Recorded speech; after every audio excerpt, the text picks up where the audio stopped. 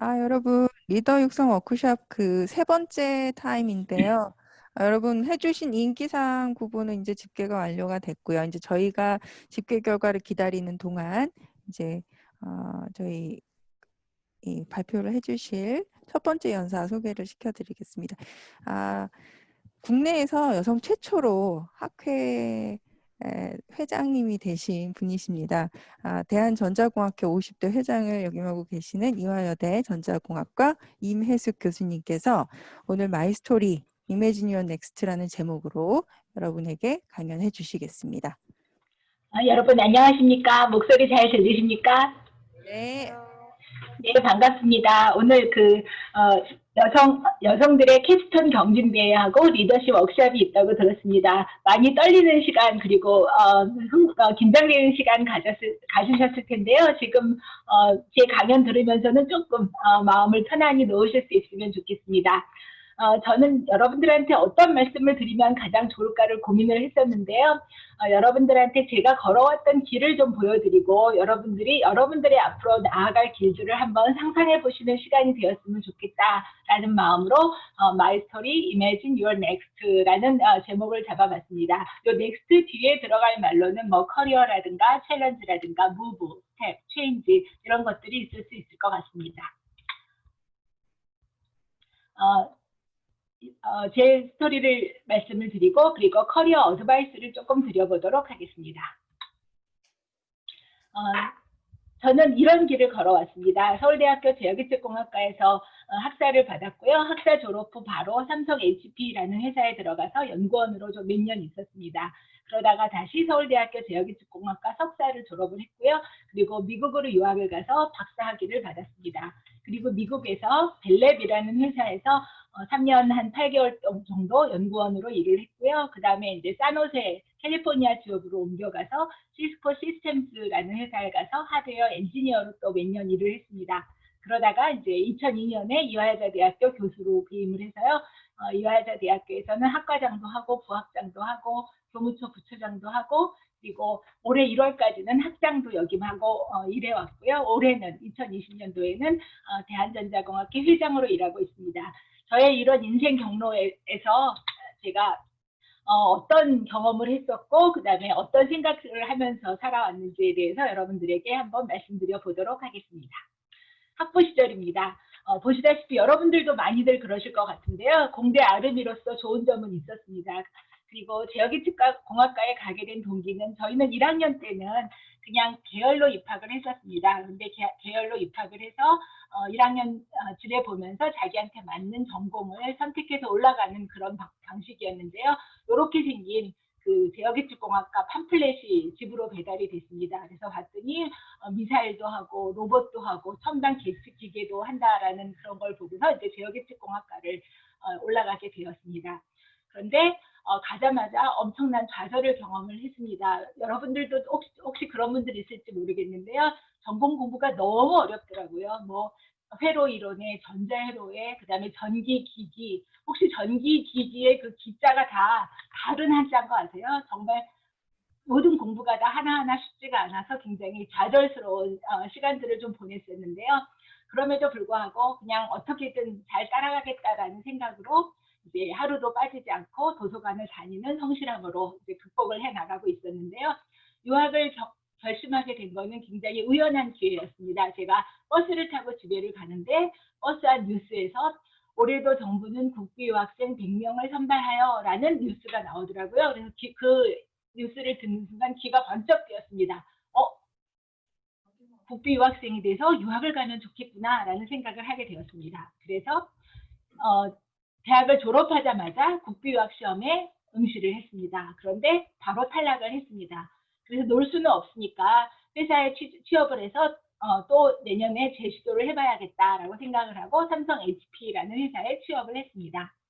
삼성 HP에 취업을 하고 나서는 좋은 점도 있었습니다. 초등학교부터 대학 졸업할 때까지 늘 앞에 무슨 중간 시험이든 기말 시험이든 시험이 있는 세상에서만 살았었는데 회사에 취업하니까 시험 없는 세상에서 처음 살게 돼서 그런 좋은 점도 있었는데 취업을 해서 그 다음에 봤던 국비유학 시험에도 또 탈락하고 그 다음에도 또 탈락을 했습니다.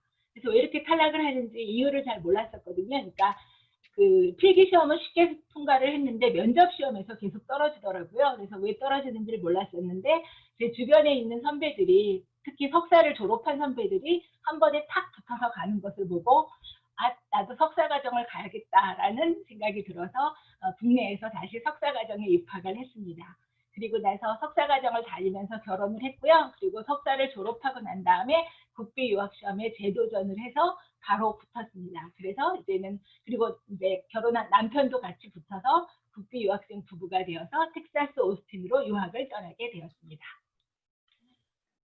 유학을 가서 박사과정을 하는데 공부는 그렇게 어렵지 않았는데 영어가 늘 발목을 잡았습니다. 가자마자 신청하는 뭐 전화, 전기 이런 거 신청하는 그런 것도 너무 어렵더라고요. 그리고 요즘은 한국에도 그 버거킹이 있지만 당시에는 한국에 버거킹이 없었습니다. 그래서 버거킹에 가서 그 읽어 있는 대로 보면 와퍼가 아니라 호퍼라고 읽히잖아요. 그래서 May I have a hopper 그랬더니 또 점원이 못 알아듣고요. 그 다음에 점원이 말하는 here or to go를 못 알아들어서 어떨 때는 그 빵이 쟁반에 이렇게 나오고 어떨 때는 종이봉지에 싸서 나오는데 도대체 그 이유를 한동안 몰랐습니다. 아마도 제가 here or to go 중에 어느 와중에 고개를 끄덕였느냐에 따라서 종이봉지에 나오거나 쟁반에 나오거나 그랬던 것이 아닌가 싶습니다. 그리고 그 학교 근처에 있는 푸드코트에서 조각 피자를 멕시코 아저씨들이 조각 피자를 파는 곳이 있었는데요. 저희가 조각 피자를 얼마나 많이 먹었던지 10년이 지나서 저희가 그 푸드코트를 다시 방문을 했을 때 그 멕시코 아저씨들이 저희를 아직도 기억하고 있더라고요. 그리고 저희 지도 교수님은 굉장히 칭찬에 후한 분이셨습니다. 그래서 제가 쬐끔한 결과를 보여드려도 슈퍼, 엑셀런트 하면서 굉장히 칭찬을 아끼지 않으셨어요. 그래서 제가 내가 잘하고 있구나라는 생각을 하면서 박사과정을 지냈던 것 같고요. 박사과정을 하면서 첫 딸이 탄생을 했습니다. 그리고 박사과정을 거의 끝 마무리쯤에 이제 저희 랩에서 외부의 산업체나 이런 데서 그 어떤 인사들을 초청을 해서 리서치 프레젠테이션이라는 세미나 시간을 가졌습니다. 그래서 저도 박사 5년 차였기 때문에 이 리서치 프레젠테이션에서 제가 하던 연구에 대해서 발표를 했습니다. 그런데 벨랩에서 오셨던 분이 저한테 굉장히 질문을 많이 하시더라고요. 그래서 제 연구에 관심이 있나 보다 생각을 했었는데 그분이 제가 졸업할 무렵에 지도 교수님한테 연락을 해왔습니다. 제가 혹시 졸업할 때가 됐으면 면접을 보고 싶다라고 말씀을 하셔서 저는 그러니까 박사를 졸업하자마자 한 번의 면접으로 바로 붙어서 벨랩으로 취업을 하게 되었습니다. 그래서 벨랩에 가서 이게 제가 있었던 그 뉴저지 주에 있는 벨랩 캠퍼스입니다. 저는 여기 어디쯤에 그 건물에서 근무를 했었던 것 같고요. 이 캠퍼스에 처음 가서 제가 맡았던 일은 위드 솔로몬 코드랑 비터비 코드를 C로, 그러니까 이 알고리즘을 C로 설계를 해서 저희가 만드는 칩의 그 성능을 테스트하도록, 그 칩이 잘 동작을 하는지 테스트하도록 하는 역할을 맡았습니다. 그런데 이 해리스 모듈레이터라고 여기서 나오는 모듈레이션 된 신호를 사용해서 제가 그 디모듈레이션을 해서 그 신호가 맞는지를 확인하는 거였는데요. 이 해리스 모듈레이터에 버그가 있었습니다. 그래서 제가 그 버그를 발견을 해서 그거를 리포트하는 이제 보고서를 썼죠. 그랬더니 그 일로 스탁 옵션도 받고 그 다음에 저희 매니저가 저희 지도 교수님한테 어떤 이메일을 보냈는지는 알 수 없지만 지도 교수님으로부터 자녀를 키워서 사회에 내보내는 기쁨이 어떤 것인지 알 것 같다라는 칭찬도 들었었고요. 제가 나름 그래도 좋은 팀 플레이어였던 것 같습니다. 그래서 여기 보면은 she has a talent to make people happy라고 이런 칭찬도 들었던 기억이 납니다. 그런데 여전히 영어는 저한테 좀 발목을 잡았는데요. 어떤 일이냐면 같이 일하는 그 영어를 모국어로 쓰는 엔지니어들이 저를 의식해서인지 굉장히 어려운 단어를 많이 사용하는 겁니다. 예를 들어서 그들이 사용했던 단어 중에 detrimental, illicit, 그다음에 red herring. 지금 들어도 이 단어들은 제가 무슨 뜻인지 잘 쉽지가 않은 단어들인데 미팅 시간 같은 때 이런 단어를 사용하면서 저를 당황하게 만드는 그런 어려움도 겪었었고요. 그다음에 제가 일하고 있는 동안에 IMF가 일어났고요. 그래서 미국에서 연봉을 달러로 받아서 한국에 붙이면서 애국을 한다라는 보람도 느꼈었습니다. 그리고 둘째 딸이 탄생을 했습니다. 그리고 그때 이제 그 캘리포니아의 어떤 스탁 붐이 일었습니다. 그래서 사람들이 그 캘리포니아에 가서 산호세 지역에 가서 백만장자가 되는 꿈들을 꾸게 되었습니다. 그래서 저도 그에 편승해서 이제 캘리포니아에 가서 한번 일을 해보겠다라는 생각을 하게 됐고요. 그래서 시스코 시스템즈로 가게 되었습니다. 그래서 시스코 시스템즈에 가서는 컴퓨터 네트워크라는 전혀 제가 저에게는 생소했던 분야를 거기서 일하게 되었고요. 스위치와 라우터 설계를 담당하게 되었습니다. 그런데 이 시스코에서는 길지 않은 기간이었지만 저한테 굉장히 새로운 시작을 하는 그런 어떤 계기가 되었던 것 같습니다. 제가 이때 설계를 하면서 재미를 붙였던, 흥미를 붙였던 그 분야를 아직까지 저의 연구 분야로 정해서 연구를 해 나가고 있습니다.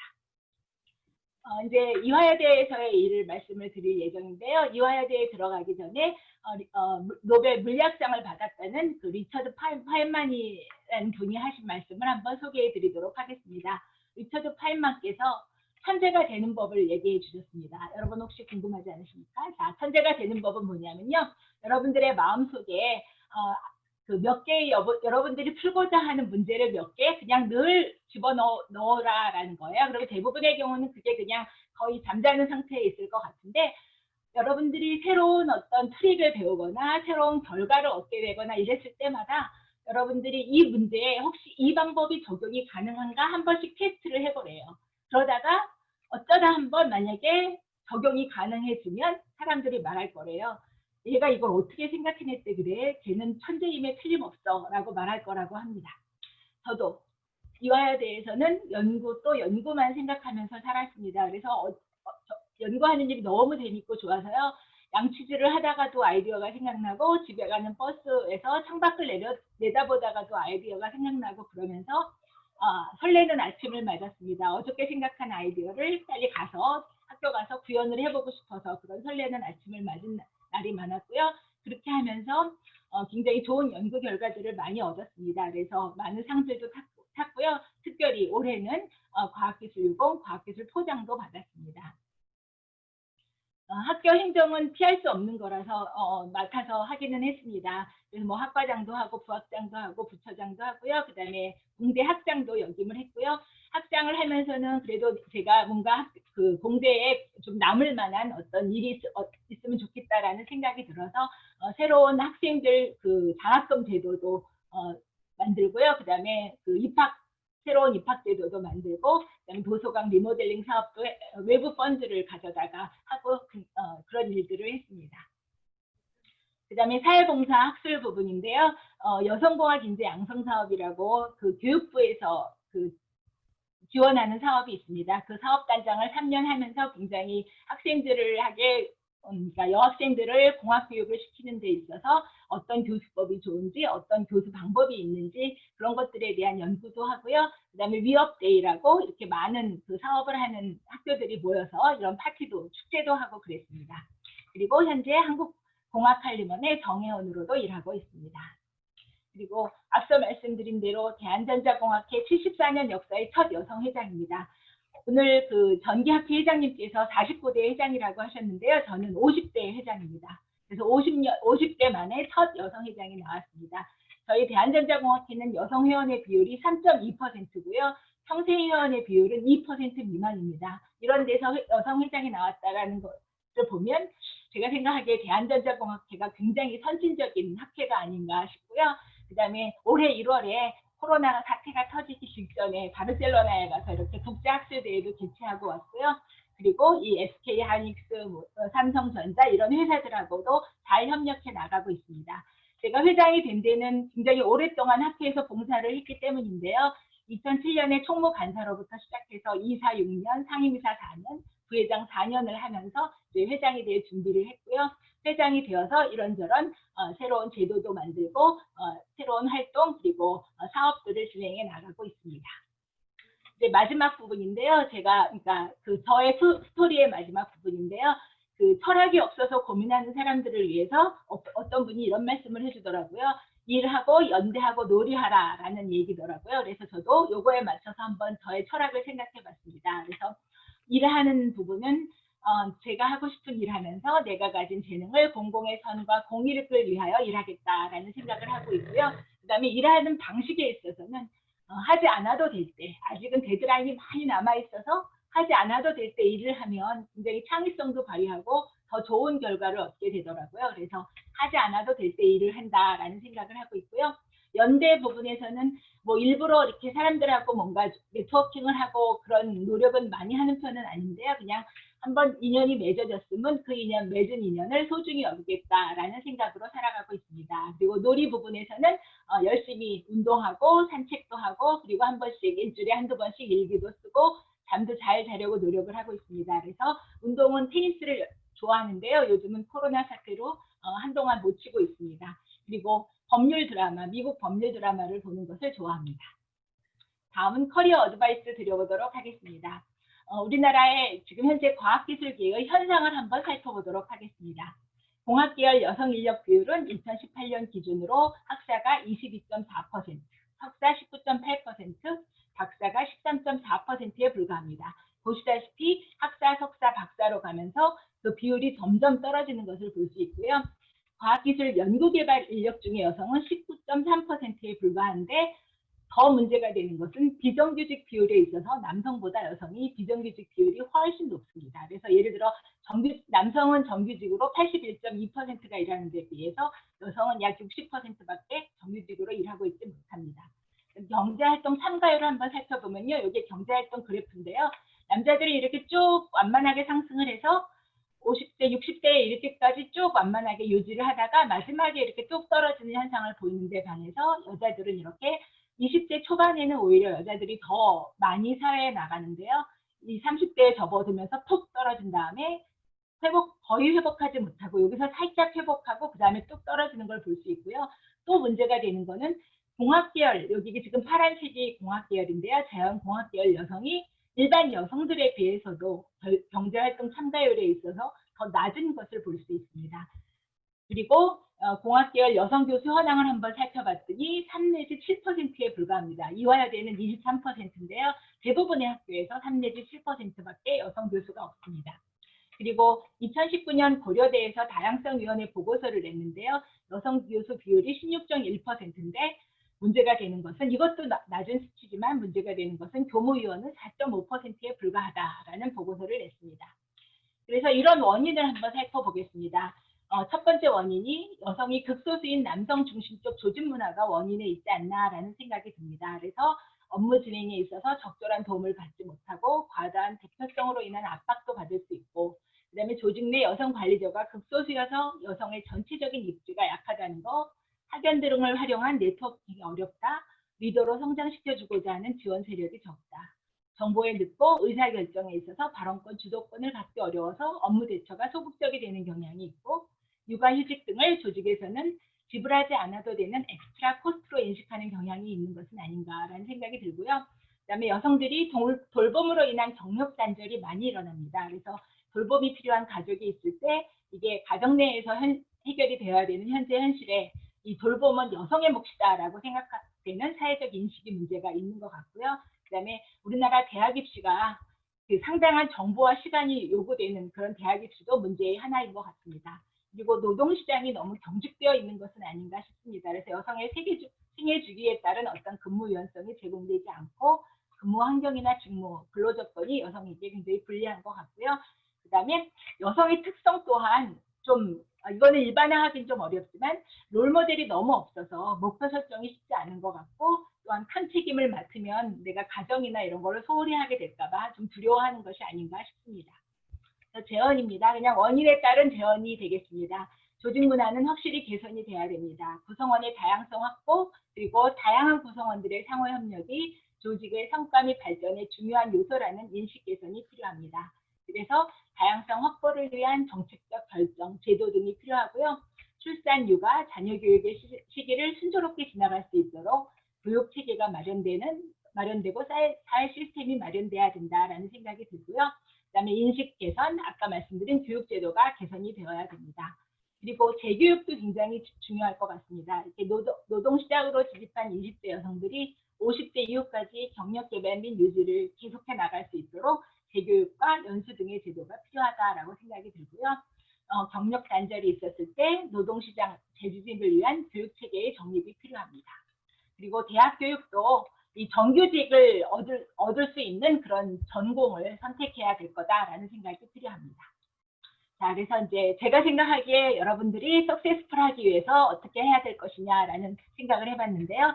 첫 번째, 좋은 선택을 하셔야 될 것 같습니다. 여러분들의 가치관에 맞고, 그 다음에 업의 본질을 봐야 될 것 같아요. 내가 하는 일이 사회에 공익을 유익한 것인지, 돈을 벌기 위해서가 아니라 업의 본질을 봐야 될 것 같고요. 그 다음에 워라벨이라고 하는 여러분들의 박자에 맞춰서 해나갈 수 있는 일을 찾아야 될 것 같습니다. 그 다음에 차별성, 내가 꼭 필요한 이유를 한번 생각해 보면 좋겠고요. 그 다음에 이것도 굉장히 중요한 것 같아요. 이 또래 집단이 있으면, 그래서 함께 성장시키고 성장해 나가는 관계가 있으면 직업에서 훨씬 더 성공할 확률이 높은 것 같고요. 그 다음에 개인적으로는 공감과 소통 능력이 굉장히 중요한 것 같습니다. 그래서 소통 능력에 있어서는 간결한 문장, 정확한 단어를 사용해서 소통을 했으면 좋겠다. 그리고 과정의 인내 부분에서는 작은 성취와 성공의 경험들을 계속 만들어 나가면서 인내해 나갔으면 좋겠다라는 생각이 들고요. 너무 많은 것 같아서 한마디로 요약하면 뭐가 되면 좋을까 싶었는데요. 그게 바로 함께 하고 싶은 사람이 되면 좋겠다. 그래서 팀 플레이어, 휴먼 마그넷이면 좋겠다라는 생각을 했습니다. 마지막입니다, 이제. 그래서 라스트 워드입니다. 이 아저씨가 그 아인슈타인 아저씨입니다. 뭐라고 말씀을 하셨냐면 로직을 get you from A to B. 로직은 여러분을 A에서 B라는 지점으로, 이 로직은 뭔가 뭐 지식이라든가 이해력이라든가 분석력 이런 거겠죠. 그래서 A로부터 B라는 정해진 지점으로 데려다 줄 것이다. 그런데 imagination will take you everywhere. 상상력은 여러분들을 어느 곳에든 데려갈 수 있다라는 거거든요. 그래서 저의 라스트 워드는 imagine your next입니다. 그래서 여러분들의 다음 것을 상상하시면, 그리고 여러분들이 거기에 도달했을 때, 그리고 또 할 스텝을 더 보게 될 것이다 라는 걸로 마지막 말씀을 마치고요. 이게 제가 좋아하는 우리 학교에 있는 계단입니다. 제일 좋아하는 스팟입니다. 경청해 주셔서 감사합니다. 네, 발표해 주신 내용 잘 봤습니다. 교수님께서 지금 말씀하시는 목소리만 들어도 연구 전공 3 그 부분에 흥미하고 흥분이 느껴지거든요. 그래서 행복해 보이셔서 너무 인상적이었습니다. 네. 저희 학생들에게 마지막으로 개인적으로 한 말씀 마무리해 주신다면 어떤 말씀 있을까요? 네, 저도 굉장히 많은 어려움을 겪었었고요. 그런데 그 어려움이 계속되는 것이 아니라 지나가는 스텝이다 생각하시고 성실하고 그리고 용기 있게 잘 극복해 나가면 좋겠다라는 말씀을 드리고 싶습니다. 네, 좋은 정보, 그 여성 인력 양성 사업을 하셔서 너무 고급 정보를 다 주신 것 같아요. 감사드리고, 저희 다른 내용들은 또 이후 순서가 있어서 오늘은 이렇게 말씀 마무리하도록 하겠습니다. 교수님 감사합니다. 감사합니다. 네.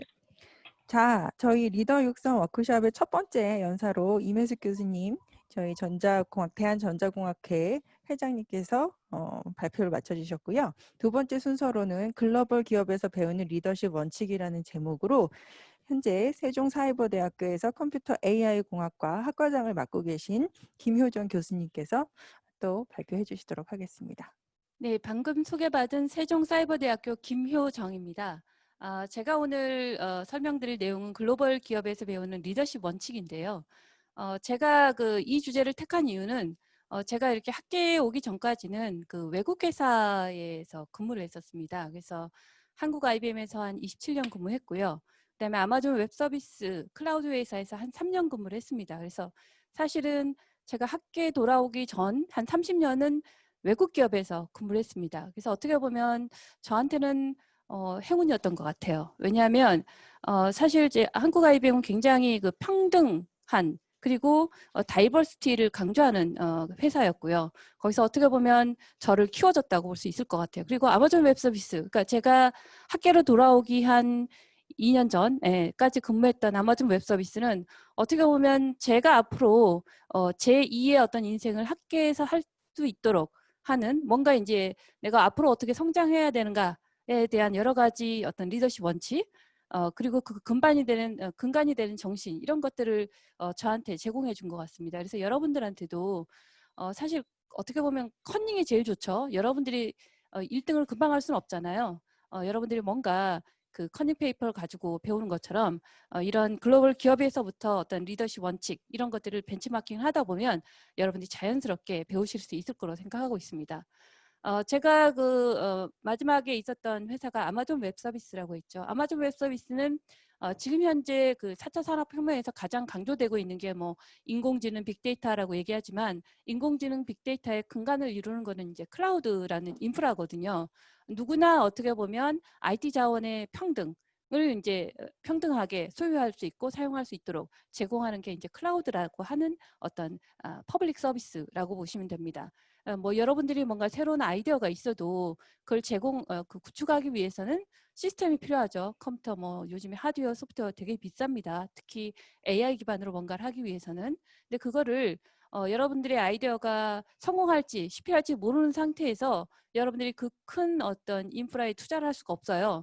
하지만 이제 클라우드 서비스가 대중화되면서 여러분들이 어떻게 보면 대기업하고 동등하게 여러분들이 개인적인 어떤 아이디어를 싼 비용으로 어떨 때는 이제 공짜로 클라우드에도 프리티어라고 1년간 무료 뭐 이런 서비스들이 많이 있습니다. 그래서 여러분이 성공하기 전까지 안전하게 여러분들이 어떻게 보면 성장할 수 있는 기반을 제공해 주는 게 클라우드 서비스라고 보시면 될 것 같아요. 그래서 지금 이런 클라우드 서비스가 아마존 웹 서비스가 2006년서부터 시작을 했죠. 그리고 지금 현재 어떻게 보면 퍼블릭 클라우드라는 거의 어떤 대명사라고 하면 아마존 웹서비스라고 보시면 될 것 같아요. 2018년으로 현재 기준으로 지금 자료를 제가 준비를 했는데 시장 점유율이 지금 1위로 아마존 웹 서비스가 되어 있습니다. 그러면 이런 아마존 웹 서비스는 무엇이 다를까요? 라는 것에 여러분들뿐만 아니라 국내 대기업들 모두 다 관심을 갖고 있습니다. 전 세계가 관심을 갖고 있어요. 왜냐하면 항상 여러분들 롤모델 그다음에 성공 스토리 벤치마킹을 하잖아요. 그거는 지금 누구나 다 기업을 운영하는 사람이라면 누구나 다 그런 어떤 사례로부터 거꾸로 이제 배우고자 합니다. 그래서 제가 아마존 웹 서비스, 즉 현재 4차 산업혁명에 가장 각광받는 인프라를 제공해서 IT 서비스에 어떻게 보면 평등을 대기업뿐만 아니라 일반 개인 사용자한테까지 제공하고 있는 데가 전 세계적으로 지금 34%의 시장 점유율을 갖고 있는 아마존 웹 서비스라고 보시면 돼요. 그래서 이들의 기업 문화 그리고 이들의 리더십 원칙 이걸 이제 보시면서 여러분들이 향후에 취업하고 싶으신 또는 만들고자 하는 회사가 어떤 사고방식을 가져야 되는지에 대해서 한번 참조하실 수 있을 거라고 생각해서 제가 준비를 했습니다. 네, 그래서 아마존 웹 서비스는 아마존이란 회사의 하나의 부서입니다. 지금도 여전히 하나의 부서예요. 저희 지금 그 한국에는 지금 아마존 웹 서비스라는 회사가 들어와 있지만 전 세계적으로 보면 아마존이라는 회사가 있고 그 내에 하나의 부서가 아마존 웹 서비스라고 보시면 됩니다. 그래서 아마존닷컴 하면 여러분들이 제일 먼저 떠오르는 게 온라인 책 서점이죠. 그래서 1994년에 아마존 그 닷컴이 책을 온라인으로 판매하는 거에 대해서 제프 베조스가 아이디어를 내고 시작을 했습니다. 그 이후에 뭐 지금은 뭐 아마존 포비아란 말이 나오고 있죠. 그래서 아마존이 새로운 산업에 진출하면 그쪽 산업의 주식이 와르르 무너집니다. 예, 그 정도까지 거의 아마존이 제국을 형성했다라고까지 이제 얘기하고 있을 정도라고 보시면 될 것 같아요. 그러면 이런 아마존은 어떤 경영 철학을 가지고 있을까요? 항상 성공하고 나면 뭔가 벤치마킹이 대상이 되죠. 한번 무엇이 다를까요? 한번 일단 아마존을 한번 보겠습니다. 아마존에 보면 이제 플라이휠이라고 해서 이 제프 베조스가 이제 넥킨에 작성했다는 초기 비즈니스 모델입니다. 이거는 여러분도 어떻게 보면 당연하다고 생각할 수 있는 거예요. 뭐냐면 내가 이 온라인 책 서점에서 이거를 성공하려면 제일 먼저 해야 될 것이 무엇인가? 예, 낮은 가격입니다. 낮은 가격에 제공한다가 이제 첫 번째고요. 그리고 이제 이 낮은 가격에 많은 선택권을 고객한테 제공한다. 여러분들 어떤 물건을 요즘 뭐 비대면 시대고 또 코로나 때문에 온라인으로 쇼핑할 경우 많이 있겠죠. 그럼 제일 먼저 원하는 거 뭐죠? 여러분들 원하는 물건이 있어야 되죠. 선택권이 있어야 됩니다. 그리고 가격이 낮아야 되죠. 여러 가지 돼 있는 그 낮은 가격을 원합니다. 근데 낮은 가격을 찍었는데 품절이에요. 그럼 안 되죠. 그러니까 가용성이 있어야 됩니다. 여러분이 원하는 그 물건이 가용해야 됩니다. 그 세 가지를 고객 중심적으로 그 부분을 경영 철학으로 삼아서 실제로 아마존닷컴이 이제 만들어졌다고 보시면 되고 그 구조가 이 초기 비즈니스 모델의 넥킨 비즈니스 모델의 플라이 휠로 더 나타나 있다고 보시면 돼요. 그래서 보시면 로어 코스트 스트럭처죠. 낮은 가격 구조로 고객들에게 좋은 경험을 제공합니다. 많은 선택권과 함께. 좋은 고객 경험이란 건 뭐냐면 내가 원할 때 물건을 사고 싶은데 없으면 안 된다는 거죠. 있어야 된다는 거죠. 그리고 구매할 때 불편하지 않아야 돼요. 여러 번 클릭하면 저도 하다 지쳐서 사실 포기하는 경우 있거든요. 제가 아마존닷컴은 원클릭이라고 하는 고객 편리하게 물건을 살 수 있는 그런 것들을 어떻게 보면 아주 단순한 아이디어지만 그걸로 해서 사실은 성공했다고 보시면 돼요. 그러다 보면 어떻게 될까요? 당연히 편리하고 내가 원하는 물건들이 가용하네 라고 하면 사람들이 점점 많아지겠죠. 트래픽이 많아지면 어떻게 될까요? 예, 판매자들, 즉 파트너들이 몰립니다.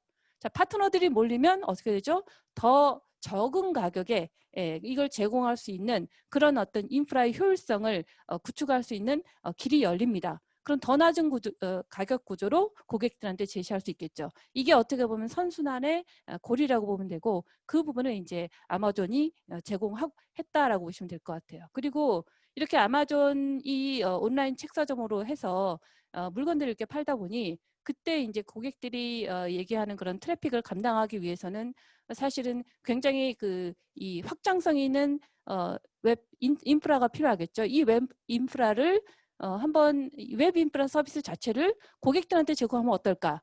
그걸 판매해보면 어떨까라고 해서 만들어진 게 클라우드 서비스의 시작이라고 보시면 됩니다. 그래서 아마존이 이 온라인 책서점을 통해서 이제 그때 가지고 있던 스토리지 서비스, 가상 서버 이런 것들이 일반 대중들한테 사용한 만큼 제공하는 서비스가 실제로 아마존 웹 서비스의 클라우드 서비스의 시초가 됐다고 보시면 되고 그 뒷배경에 있는 어떤 그 경영 철학은 역시 똑같이 아마존 플라이 휠이라고 보시면 될 것 같아요.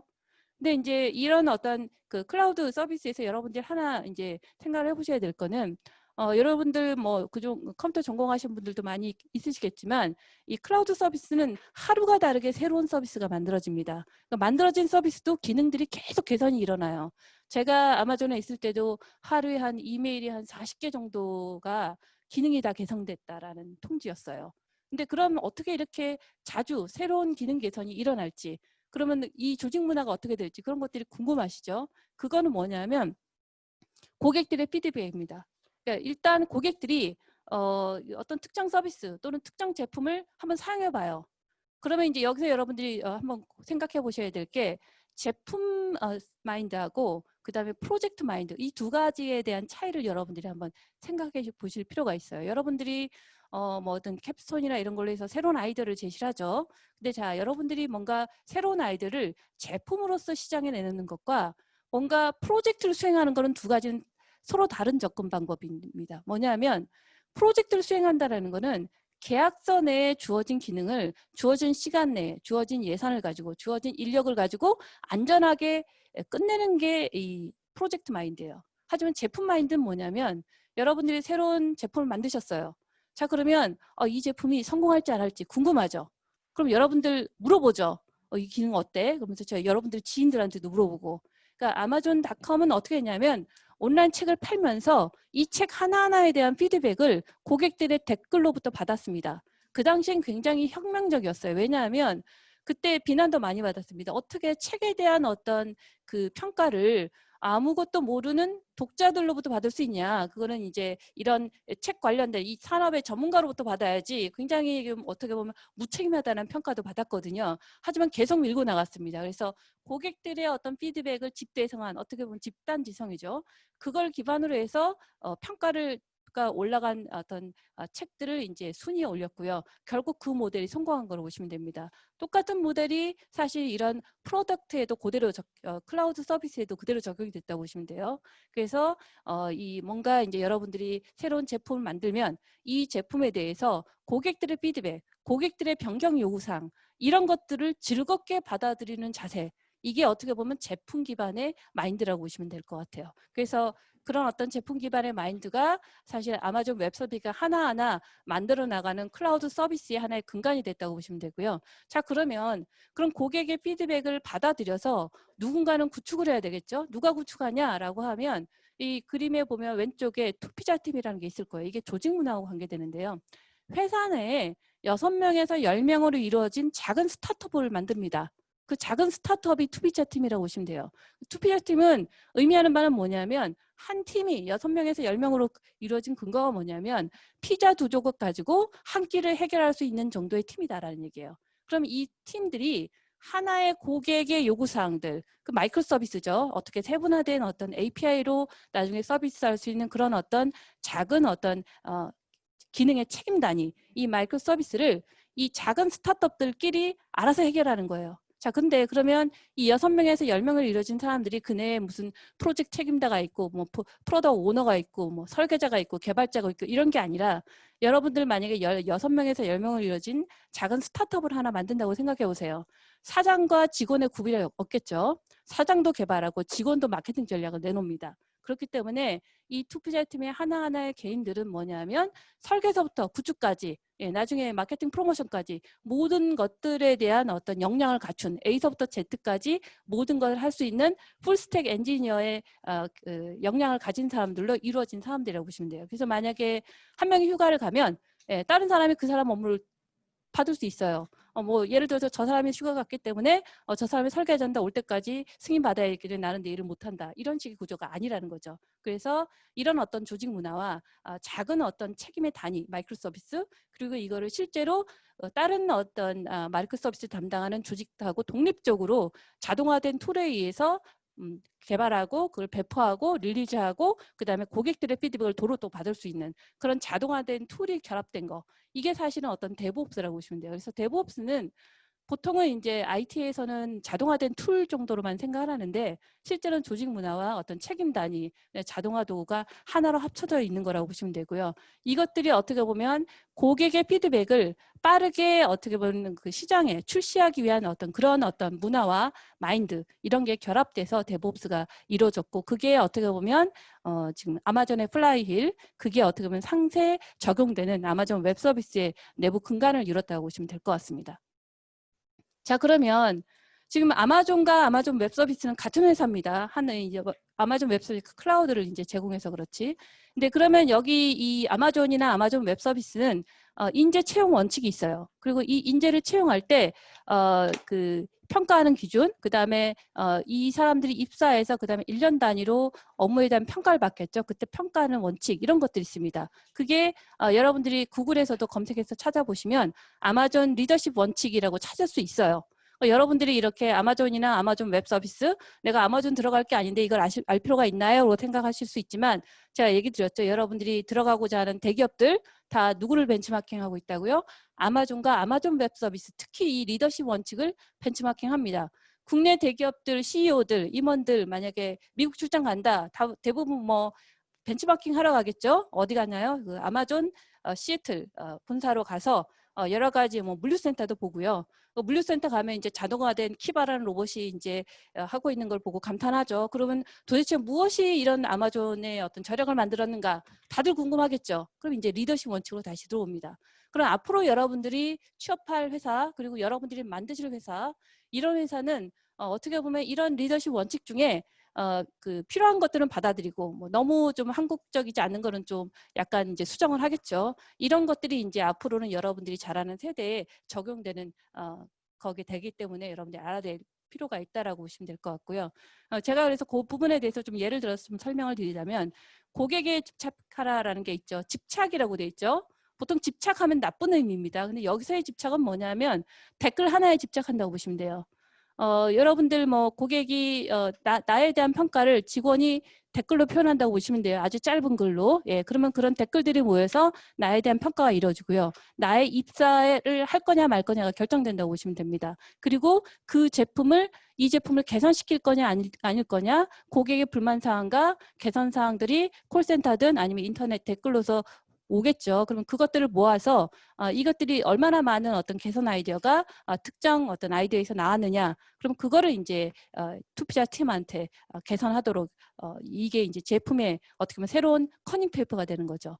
예를 들어서 기업들 보면 기획팀 따로 있어요. 아이디어 기획회의 따로 하죠. 여긴 그럴 필요가 없습니다. 왜냐하면 고객이 아이디어 제공자니까. 아이디어를 모으기 위해서 아이디어 기획회를 할 필요가 없어요. 그냥 고객의 댓글들 모아서 가장 많은 댓글들이 있는 거 그걸 우선순위해서 그거를 이제 바로바로 그 시장에 적용시키면 됩니다. 당연히 그 부분에 대한 어떤 실패의 부담도 있을 수 있어요. 하지만 이제 그런 실패도 작은 단위로 실행하다 보면 그게 큰 리스크로 돌아오지 않거든요. 그래서 실패를 경험 삼아서 오히려 어떻게 보면 너무 신중하게 생각하다가 큰 아이디어로 큰 리스크로 다가가는 거를 방지하는 이런 부분하고도 관계 있다고 보시면 됩니다.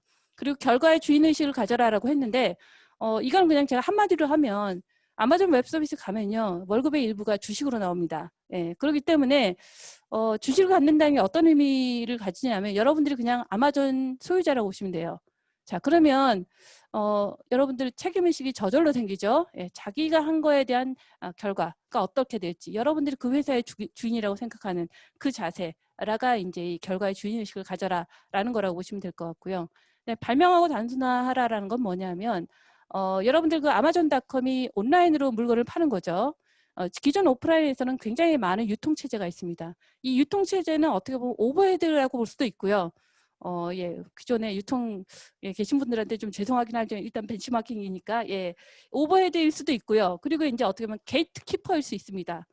여러분들이 누군가 만나고자 하는데 이 중간중간에 이제 경비원들한테 이제 계속 허락받아야 되는 거죠. 그럼 일단 만나려는 목적보다 중간에 소모되는 어떤 시간과 노력이 너무 많겠죠. 이런 것들을 없애고 단순화한 거. 그게 바로 아마존닷컴의 아이디어였고요. 그 다음에 아마존 웹서비스라고 하는 클라우드의 자동화 아이디어였다라고 보시면 됩니다. 그래서 여러분들의 향후에 이제 나가는 어떤 그러니까 여러분들이 뭔가 만들고자 하는 회사들, 그 다음에 여러분들이 입사하고자 하는 회사 다 새로운 발명과 단순화를 위해서 커져가는 그런 회사가 될 수 있습니다. 그래서 여러분들이 새로운 아이디어는 이런 뭔가 새로운 걸 창조하는 것보다요. 기존 거를 어떻게 하면 편하고 쉽게 할 수 있는가. 그게 어떻게 보면 지금 현재 아마존 웹사이트가 만들어진 어떤 배경이고요. 여러분들이 쉽게 성공할 수 있는 방안이라고 보시면 될 것 같습니다. 그리고 네 번째 리더는 대부분 옳다. 이런 건 뭐냐면 실제 이제 보통 새로운 어떤 사업 계획 이런 거 만들 때 아마존이나 아마존 웹서비스는 글을 씁니다.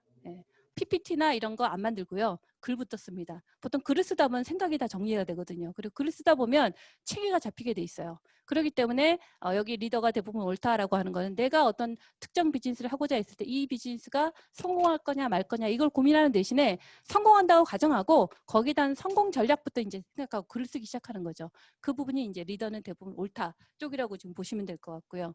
그 다음에 제가 노란색으로 표시한 게 항상 배우고 호기심을 가져라라고 했는데 향후의 세대, 지금도 마찬가지입니다. 엄청나게 기술로 인한 변화가 많은 그 세상이에요. 그렇기 때문에 그리고 예전하고 다르게 누군가 이거는 나만의 지식이야 하고 꿍쳐놓을 수 있는 게 아니에요.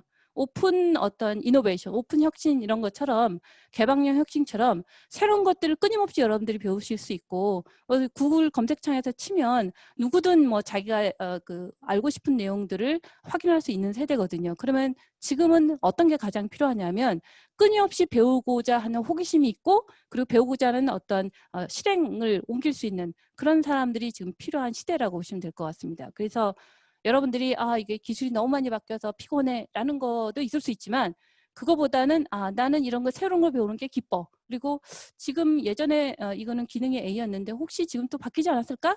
한번 찾아보고 그리고 이거 바뀌었네? 오늘 당장 테스트해보자. 이런 어떤 자세. 이게 사실은 이 아마존 입사를 할 때요. 이 하나하나의 근거 항목이 됩니다. 그래서 예를 들어서 뭔가 이제 본인이 새로운 것들을 개발하고 뭔가 이제 그 부분을 공부한 어떤 사례에 대해서 설명하세요. 그러면 여러분들이 어떤 상황에 내가 어떤 일을 했었어야 되는데 나는 이런 걸 차별화해서 이런 결과를 얻었다. 이런 걸 쭉 설명해야 돼요. 이게 인터뷰의 어떤 방식입니다. 하나하나의 어떤 리더십 원칙에 대해서 나는 보통 스타라고 하거든요. 어떤 시츄에이션에서 어떤 태스크가 주어졌는데 나는 어떤 그 액티비티를 했고 그래서 어떤 리절트를 가졌다. 그 스타라는 방식으로 한 개 한 개에 대해서 고객의 집착에 대해 설명해서 이렇게 안 나오고요. 그거를 이제 약간 변형한 어떤 질문이 나오면 이거는 내가 이런 나의 어떤 증빙 저희 데이터가 중요하다 그랬죠. 여러분들이 어떤 경험에 나는 이런 식의 경험을 이런 스타적인 어떤 방법을 통해서 여러분들이 설명하는 그런 게 어떻게 보면 입사할 때 인터뷰의 어떤 방식이라고 보시면 돼요. 그래서 리더십 원칙 자체는 그런 인재 채용 원칙과 내부에 이제 평가할 때 다 들어간다라고 보시면 되고 거기에 그다음 보면 최고 인재만을 채용하고 육성하라는 게 있죠. 이거는 뭐냐면 보통 이 사람을 채용할 때 여러 사람이 컨센서스를 이룹니다. 컨센서스를 이룰 때 마지막 기준이 그거예요. 지금 현재 있는 직원들 50%보다 이 사람이 더 좋은 역량을 가지고 있는 사람이냐. 그게 마지막 바레이저라고 하는 부분이 들어갑니다. 그래서 이 사람이 현재 있는 직원 50% 이상의 바레이징 할 수 있는 근거가 없다라고 하면 그냥 쏘쏘거든요. 그럼 떨어집니다. 그러니까 뭔가 다른 사람보다 차별화돼야 된다는 거죠. 그런 어떤 정신 자세, 그런 어떤 특정 리더십 부분에서 특출난 이런 것들을 보일 때 실제로 이제 들어갈 수 있다라고 보시면 될 것 같고, 근데 그러면 사실 뭐 지금이야 아마존이 잘 나가고 있으니까 그렇다지만 뭐 예를 들어서 아마존닷컴 같은 경우도 한 2000년대 주가가 폭락한 적이 있었거든요. 그러면 그때 대해서도 이런 원칙을 고수했냐라고 하면 그 당시에도 고수했다고 합니다. 왜냐하면 아마존 같은 경우는 우리의 어떤 기업의 사고방식에 동의하는 사람만 뽑겠다라는 게 그 당시에 근거였거든요. 그래서 이런 게 있다라고 보시면 되고, 최고의 기준을 고집하라 있고요. 그다음 싱크빅이라고 하는 부분은 뭐 약간 좀 생각해 볼 만한 게, 예를 들어서 여러분들이 뭔가 새로운 아이디어가 있어요. 그러면 그 아이디어를 여러분들이 한 5년 후에 기자들을 모아놓고 나는 이렇게 성공했다라는 인터뷰를 한다고 먼저 생각을 하는 거예요. 거꾸로. 자, 그러면 성공했다라고 해서 기자들이 막 질문하겠죠. 뭐 그럴 때 어떤 마케팅 전략을 세웠냐, 그리고 그런 아이디어를 어떻게 생각했냐, 어떻게 구현했냐, 이런 얘기들 다양한 기자들이 다양한 인터뷰를 하겠죠. 그거를 답을 5년 후에 내가 그 자리에 있다고 생각하고 그걸 쭉 만들어 보는 겁니다. 그럼 그게 현재 여러분들이 실천해야 될 비즈니스 모델, 마케팅 전략, 인재 채용 전략, 구현 전략이 된다라고 보시면 될 것 같아요. 이게 어떻게 보면 싱크빅의 하나의 예라고 보시면 되고요. 여러분들이 생각하는 어떤 제한을 깨고, 그 경계를 깨고 성공했을 때 과정에서 거꾸로 뒤돌아보는 거, 그게 싱크빅이라고 보시면 될 것 같습니다. 뭐 바이어스 포 액션은 예를 들어서 데이터가 충분히 올 때까지 기다리지 않고 한 70%의 데이터만 있으면 바로 실천해서 옮기는 겁니다. 왜냐하면 작은 실패는 반복해도 돼요. 거기서 배우면 되니까. 하지만 큰 실패를 하면 다시 회복되기 힘들죠. 그래서 리스크를 계산한 어떤 실행을 하고, 그리고 실패로부터 배우는 정신, 그게 신속하게 판단하고 행동하라라는 거라고 보시면 되고, 근검 절약을 실천하라라고 하면 뭐 그냥 단순하게 생각하면 진짜 돈을 절약하라라는 게 될 수 있어요. 그렇지만 보통 혁신의 원천은 뭔가 부족했을 때 생긴다라는 말이 있거든요. 예를 들어서 여러분 우리 서울에 사실 집 그렇게 큰 거 가지고 있는 사람 없죠. 근데 그 속에서도 생활하려면 예를 들어 조립식 가구를 사용한다든지 이런 것들, 이런 게 어떻게 보면 혁신의 원천이라고 보시면 될 것 같아요. 그다음에 뭐 다른 사람의 신뢰를 얻어라. 이거는 뭐 투피자 팀 내에서 서로 다른 사람을 신뢰하지 않으면 내일을 저 사람이 할 동안 내가 휴가를 갈 수 있다. 이런 것들을 이루어질 수가 없겠죠. 그런 부분들이라고 보시면 되고, 다이브 딥은 어떻게 보면 에세이를 쓰는 거라고 보시면 돼요. 뭔가를 할 때, 아이디어를 만들 때 PPT와 같은 추상화된 글이 아니라 그거에 대해서 쭉 이제 글을 써보는 거예요. 그래서 그 글을 써보는 것부터 본인이 다시 한번 돌아보고 부족한 것을 채워나갈 수 있는 것 부분들, 그게 이제 깊게 파고들으라고 보시면 되고요. 그다음에 소신을 갖고 반대하거나 받아들여라. 이거는 사실 우리나라 문화하고 어떻게 보면 가장 안 맞는 거라고 보시면 될 것 같은데, 강한 정신력을 가지고 있어야 됩니다. 그러니까 뭔가 회의를 할 때는 내가 맞다고 근거를 대면서 막 주장을 합니다. 그러다가 이제 여러 사람이 어떤 합의를 얻어내게 되면 본인은 그렇게 생각하지 않더라도 일단 커밋하고 실행해보는 거, 이 부분이라고 보시면 되고, 그 다음에 이제 구체적인 성과를 내라. 이게 어떻게 보면 뭐 당연한 얘기 아니냐라고 생각할 수 있지만, 이게 어떻게 보면 여러분들이 앞으로 들어가는 어떤 회사에서는 이런 분들이 앞으로 많이 참조가 되고 여러분들한테도 영향을 미칠 수 있을 것 같아서 한번 소개를 해드렸습니다. 네, 제가 급하게 설명드렸지만 오늘 이것으로 끝내도록 하겠습니다. 감사합니다. 네, 감사합니다. 김효준 교수님께서 말씀하신 그 문장 중에 집착하라가 되게 많이 기억에 남습니다. 그래서 결국 우리가 오늘 대회한 내용도 그렇고 상대방이 무엇을 요구하는지를 좀 이렇게 깊게 생각하는 거, 그 태도가 정말 기업에 입사해서 조직 문화를 이루는 데도 정말 중요한 것 같고, 우리가 만드는 작품을 만드는 데도 중요한 것 같습니다. 자, 교수님 어떻게 죄송합니다. 자, 네, 이제 기다리시던 경진대회 시상과 폐회 순서가 남아 있습니다. 저희 구체적으로 시상의 결과는 나왔는데요. 시상을 하기에 앞서 저희 심사위원님들께서 간단하게 심사평들 남겨주시겠습니다. 먼저 저희 한양대학교 전자공학부 이방욱 교수님께서 심사평 먼저 말씀해 주시겠습니다. 네, 오늘 화면 예. 5번째 경진대회인데 코로나19로 인해서 처음으로 이렇게 비대면으로 하는 새로운 형식이었는데 준비하신 분들이나 또 참여하시는 우리 학생들 열심히 해주셔가지고 참 뜻깊은 시간이었고요. 오늘 참여하신 분들은 마지막 그 두 여성 리더 교수님들의 그 강연만으로도 오늘 참여한 가치가 있지 않나. 저도 굉장히 많은 것을 느끼고 또 배우고 가게 됩니다. 오늘 전반적으로 다들 열심히 하셨고요. 몇 가지 코멘트 해드릴 거는 일단 여러 그 캡스톤 주제들을 발표하셨는데 좀 아쉬운 거는 그 선행 연구에 대한 분석하고 그 다음에 마지막으로 결과를 냈는데 결과에 대한 비교 평가가 약간 좀 미흡한 팀들이 좀 많아가지고 그게 좀 아쉬웠고요. 그런 거를 조금 감안하셔가지고 앞으로 여러분들이 이제 대학원을 가거나 회사를 가거나 하실 때 어떤 그러한 좀 프로세스를 잘 밟아가지고 정리를 잘 해줬으면은 좋겠다는 생각이 들었습니다. 올해 캡스톤 디자인의 어떤 그 굉장히 좀 뜻깊었던 거는 주제가 굉장히 다양해졌다. 폭넓은 주제들이 좀 다루어졌고, 그다음에 또 지금 코로나19로 인한 어떤 이 사회 현실을 반영한 작품들이 또 많이 나와가지고 굉장히 좀 인상 깊게 봤습니다. 그리고 또 참가 학과가 또 전기전자뿐만 아니라 뭐 건축에서도 오고 의용공학도 오고 해서 이런 많은 관심을 가지고 전기학회 행사에 참여해 주신 것을 평가를 하고 싶고요. 그리고 이제 마지막으로 이런 오늘 참석한 우리 여성 앞으로 훌륭한 과학자 되실 분들이 지금 오늘 강연한 그 여성 리더 분들의 또 말씀을 잘 새겨가지고 우리나라 여성 과학자로서 크게 또 성장하시기를 기원을 하며 오늘 수고 많이 하셨습니다. 감사합니다. 다음으로는 저희 연세대학교 전기전자공학부 장미애 교수님께서 네네. 말씀해 주시겠습니다. 저는 정말 너무 감회가 새롭습니다. 여기 지금 5회까지 오게 되고 전 위원장으로서 너무 뿌듯하고요. 지금 이런 상황에서 이렇게 많이 어플라이 하셔가지고 발표해 주신 거 너무 감사드리고요. 그 다음에 제가 지금 아까 보니까 회장님께서 열심히 지금 보고 계시는 것 같아서 전기학 회장님한테도 감사드립니다. 그리고 지금 이 내용들을 보니까 전력 기술, 전기 기기 및 에너지 변환, 그 다음에 정보 및 제어, 그 다음에 전기 설비.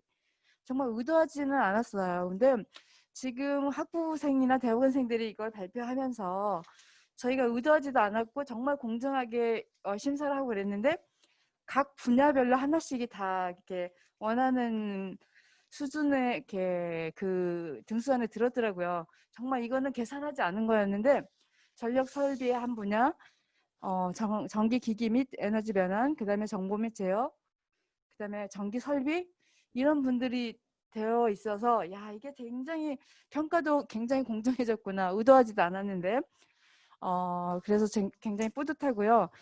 내용 그 캡스톤 디자인 그 아까 내용 이 교수님이 정말 잘 말씀해 주셨는데 생활 밀착형이라고 해야 되나요? 우리가 뭔가 해야 된다고 생각하는 분야를 다 건드리면서 열심히 하려고 했던 것 같아요. 근데 약간 이건 이제 캡스톤 디자인 경진 대회이기도 하지만 저희는 이제 대학 이상의 수준의 어떤 그 리퀘어먼트가 있기 때문에 조금 더 완성도를 높여줬으면 하는 좀 아쉬움이 있었어요. 그래서 추후에 때는 우리가 전기전자공학부 아니면 타 학부도 마찬가지로 이렇게 그 일반인이 생각하지 않는 전문가, 그러니까 학부만 들어와 또 있다는 전문가라고 볼 수 있으니까 조금 더 완성도를 높여가지고 다음에 내년에는 더 좋은 작품들이 많이 들어왔으면 좋겠습니다.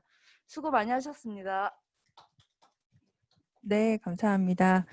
여러분들 그 지금 심사평을 들으시는 도중에 다 이제 심사 결과가 나왔고요. 심사한 내용, 시상하기에 앞서 시상 내역을 간단하게 말씀드리겠습니다. 오늘 본선에 오른 팀 11팀 중에서요. 대상 한 팀, 상금 60만 원이 주어지겠고 학회장상을 받게 되겠습니다. 그리고 최우수팀 한 팀, 40만 원의 상금이 주어지겠고요. 우수상 2팀, 20만 원의 상금을 받게 되겠습니다. 그리고 이제 저희가 호명을 따로 해드리진 않겠지만 여기 대상, 최우수상, 우수상에 호명되지 않은 나머지 7팀들은 장려상에 해당하겠습니다. 그리고 대망의 여러분이 같이 선정해 주신 인기상 같은 경우에는 상금이 10만 원, 그리고 장려상도 10만 원 이렇게 상금이 준비되어 있습니다. 우리 온라인 대회로 운영한 점을 감안해서요. 이 시상 내역이 확정되면 책자와 상장을 우편으로 발송을 해드릴 예정입니다. 상금 송금과 그리고 책자 상장의 우편 발송을 위해서 주소 확인을 하는 과정을 위해서 학회에서는 별도로 여러분께 시상과 이 대회가 끝나면 별도로 연락을 드릴 예정입니다. 자, 시상은 저희 여성과학기술위원회 위원장님이신 이난수 위원장님께서 해주시겠습니다. 안녕하세요, 여러분.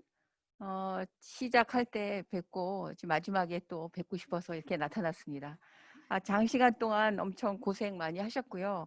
그간 이 작품을 위해서 많이 노력한 거에 대해서 진짜 감사의 말씀을 드립니다.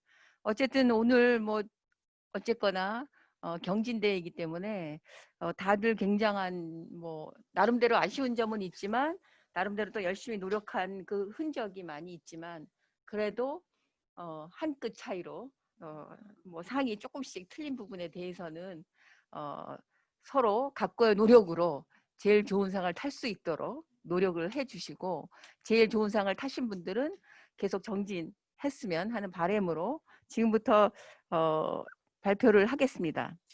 아까 말씀하신 대로 저희가 지금 총 11팀인데요. 이 중에서 대상, 최우수상, 우수상 이렇게 하고 나머지 7팀은 저희가 전체 장려상으로 이렇게 정했습니다. 그래서 장려상은 발표를 안 하고요. 지금부터 우수상 먼저 발표하도록 하겠습니다. 지금 현재 이제 저희 심사위원님께서 집계를 다 해주셨고요. 그 중에 이제 집계를 낸 결과 지금 4번째 경증 치매 환자를 위한 안심 홈 IoT 성균관대 신한나 팀 쪽에서 받았습니다. 신한나 성균관대 팀 한번 손 들어주세요. 저기 그러죠. 네. 격하게 즐거움을 표시해 주시기 바랍니다. 네. 두 번째 똑같은 우수상입니다. 맨 먼저 발표한 매트랩을 이용한 전력 시스템 해석 대구 카톨릭대 김하은 팀. 자, 축하드립니다. 어디 있죠? 격하게 한번. 네, 축하드립니다. 네, 축하드립니다. 그 다음에 이제 최우수상이 되겠습니다.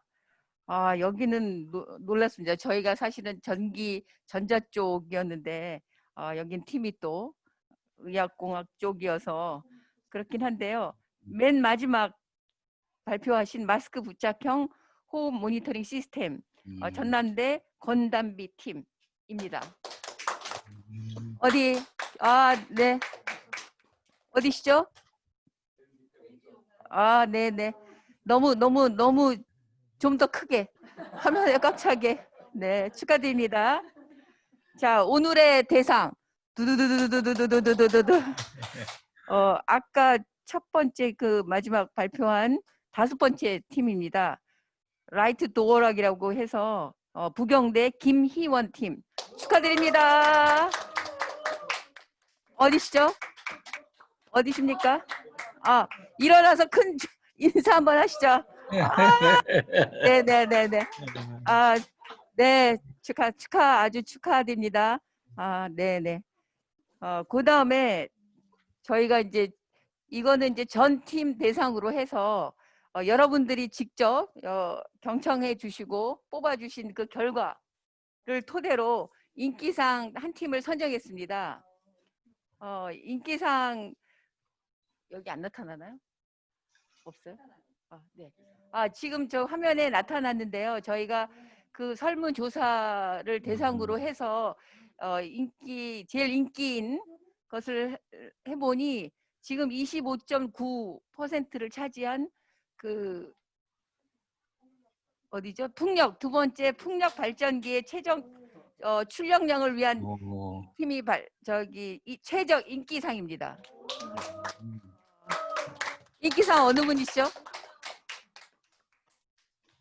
한밭대 남이슬 팀. 굉장히 미인이십니다. 인기상 굉장히 축하드립니다. 네, 고맙습니다. 네, 하여튼간에 저희가 이걸로 시상식을 마치고요. 간단하게 폐좀 해서 오늘 말씀을 드리도록 하겠습니다.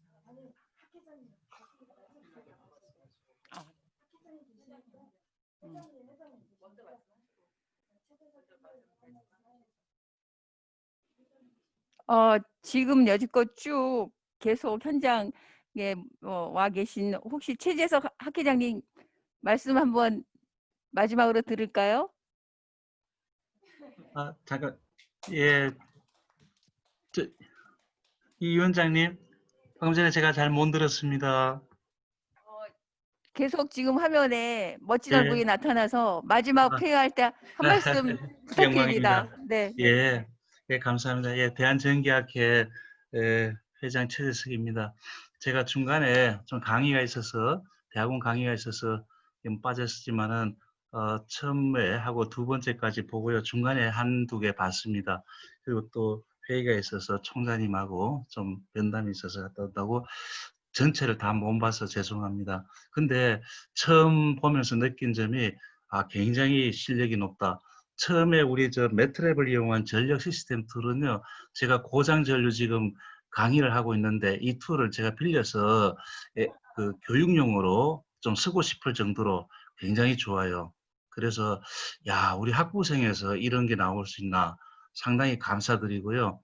여러분들 아까 우리 전자공학회 회장님, 우리 숙작 우리 교수님 감사드립니다. 너무나 좋은 이야기, 제가 꼭 두 분 이야기는 듣고 싶었거든요. 아주 가슴에, 저는 제 딸도 역시 이시를 했습니다. 그러니까 그 전기전자를 해서 석사까지 하고요. 결혼해서 지금 미국에서 살고 있지만은 여성 과학자, 우리 IEEE에서도 Women in Engineering에서 굉장히 중요시역입니다.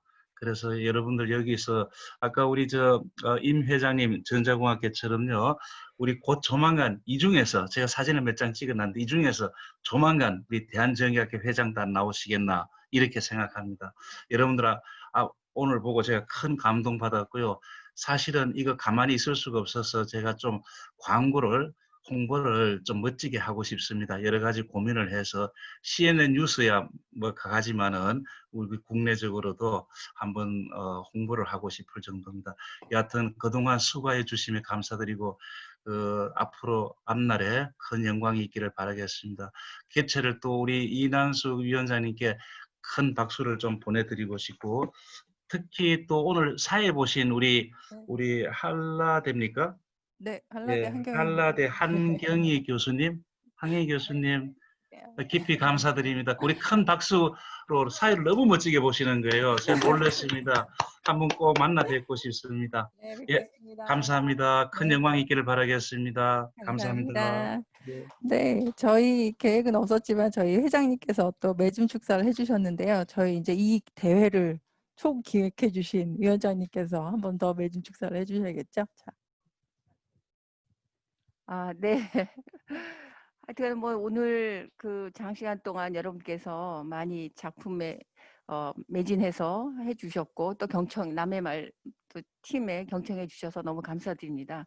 아까 우리 심사위원님께서 말씀하셨지만 현 상태 그 코로나 관련한 주제, 지금 여기 11팀 중에서 한 3개, 4개 정도가 코로나 관련 주제였었고요. 또 우리 4차 혁명 시대에 준하는 뭐 IoT라든지 그런 관련, 또 에너지에 관련한 쪽 해서 굉장히 우리 그 학생들이 현 시대에 굉장히 반항적인 줄 알았더니 상당히 수능이면서 그 사이에서 나름대로의 큰 길을 찾으려고 하는 그런 모습이 너무너무 감사하고 굉장히 좋았습니다. 지금 대부분 지도 교수님이 아마 대한전기학회 소속으로 계실 겁니다. 여러분들의 이제 앞으로 미래는 지금 이제 다들 학생이니까 졸업하면 취업으로 가시는 분도 계시고 또 계속 공부를 쭉 하시는 분도 계실 거라고 생각이 듭니다. 여러분께서 어차피 엔지니어로 지금 발을 디뎌놨으니까 같이 잘 살아서 이 일을 계속 하다 보면 언젠가는 우리도 꼭 같이 만날 수 있을 거라고 생각을 하고요. 그 사이에 계속해서 저희 캡스톤 디자인 경진대회하고 리더 육성 워크숍은 아마 지금처럼 계속 전통처럼 이어나갈 것입니다. 여러분께서 그 각 학교에서 또 지금처럼 계속해서 이 일에 참가할 수 있도록 전통으로 이어갈 수 있도록 여러분들께서 기틀을 마련해 주실 것을 주문합니다. 호응하시면 박수로 크게 말씀해 주시죠. 네. 끝으로 조금 아까 또 매진말 해주신 우리 최재석 학회장님과 우리 심사위원 세 분, 김경호 교수님, 이방욱 교수님, 또 장미애 교수님, 그 다음에 리더 육성 해주신 우리 임혜숙 교수님하고 김효정 교수님, 그 다음에 진짜로 우리 이 준비를 위한 우리 여가위의 그 여러 위원들하고 또 학회 우리 박소희 선생님 진심으로 감사드립니다. 또 오늘 우리가 온라인을 하기 때문에 우리 온라인 그 엔지니어 두 분을 모셔서 별도로 저희가 지금 지원을 많이 받았는데 오늘 그분들께도 심심한 감사를 드립니다. 아무튼 여러분 앞으로 성공적인 삶을 위해서 열심히 노력하고 같이 만날 것을 기원합니다. 감사합니다. 네, 장장 5시간 반 동안 5시간 반인가요? 6시간인가요? 네, 그 PC 앞에 PC를 끄지 않고 대기해 주신 분들이 제가 계속 모니터링을 했는데 45분에서 43분이 고정적으로 계속 유지를 해 주셨어요. 지금 나가셨네요. 자, 그런데 어찌됐든 제가 이 사회를 보면서 개인적으로 느꼈던 부분은 여러분의 발표 주제도 그리고 오늘 리더 육성 워크숍에서 발표해 주신 교수님의 그 발표해 주신 내용도 모두 다 우리 서로를 바라보자의 포인트를 두고 있다는 거에 코로나 상황이지만 우리의 미래가 어둡지 않다라는 걸 확인하는 시간이었던 것 같습니다. 좋은 시간이 또 향후에도 지속될 수 있도록 여러분과 여러분 후배들에게 많은 영향력 끼치시고 내년에 또 기회가 된다면 다시 한번 보는 시간 가졌으면 좋겠습니다. 오랜 시간 고생 많으셨고 이것으로 저희 대회는 마감하도록 하겠습니다. 고생하셨습니다. 감사합니다.